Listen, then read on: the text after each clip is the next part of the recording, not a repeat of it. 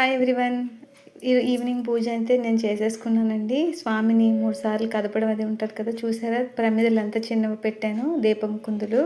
అందులో ఆయిల్ కూడా చూసారు కదా! చాలా తక్కువే వేశాను. వేగంగా అది ఘనమైన తర్వాత స్వామిని పందిరి దగ్గర ఇచ్చేద్దామని చెప్పేసి. కానీ అసలు అనుకున్నదొకటే అయిందొక్కటే అండి. చూసారు కదా! ఈ మొత్తం వీడియో తీయడం అనేది మీకు ఒక విట్నెస్ కింద ఉన్నదండి. స్వామి ఎంత మిరాకిల్ చేశాడంటే ఆ దీపాలు 8:00 వరకు నేను ఈవినింగ్ 5:30 అవుతుందండి ఇప్పుడు. 5:30 ఆర్ 6 అవుతుంది. అప్పుడు పెట్టాను. అందులో మళ్ళీ ఇంకా ఆయిల్ అనేది వెయ్యలేదు. చూసారు కదా! వెలుగుతున్నాయి. వాటిల్ని ఇచ్చేసాక పెట్టాక హారతి ఇచ్చేసాక 3 టైమ్స్ స్వామిని ఇలాగ పైకి లేపుతాం కదా! అలా లేపేసి మళ్ళీ వదిలేసాననమాట. ఇలాగా పనులన్నీ ముగించుకొని స్వామిని పందిరి దగ్గరికి తీసుకెళ్దామని డిసైడ్ అయిపోయాననమాట. మా హస్బెండ్ స్వామిని ఇలాగ 3 సార్లు ఎత్తారనమాట.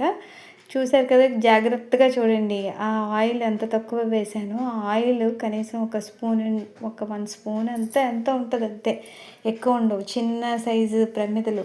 కానీ అవి 8 గంటల వరకు వెదికాయండి. ఇంకా అవి ఘనం అవ్వలేదనమాట. నేను బయలుదేరే టైంకి కూడా ఇంక వీళ్ళందరికీ టిఫిన్ అది చేసి అన్నీ చేసిన తర్వాత తీసుకెళ్దామనంటే ఇంకా 8:15 అయిపోవస్తుందనమాట. ఇంకా స్వామి వెళ్ళేటట్టుగా ఆయన ఇష్టపడట్లేదని అప్పుడు దండం పెట్టుకున్నాననమాట. శనివారం ఎప్పుడో నిమజ్జనం చేస్తామని దండం పెట్టుకున్నాను. ఇదిగో నేనే ఇక్కడ కూర్చున్నాను. ఈవినింగ్ పూజ నేనే చేసుకున్నానండి. ఇలా జరిగిందండి. ఒక మిరాకిల్, ఒక వండర్ అనమాట. నాకైతే చాలా షాకింగ్గా అనిపించింది.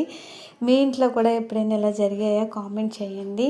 ఓకేనా? స్వామికి మనం అంటే బాగా ఇష్టమైనప్పుడు ఇలాగే దీపాలనేవి ఎక్కువసేపు వెలుగుతాయనేసి అంటూ ఉంటారు కదా పెద్దవాళ్ళు. అలాగా నాకు అసలు ఒక అద్భుతం అనమాట. నచ్చినట్లయితే like, share, subscribe my channel.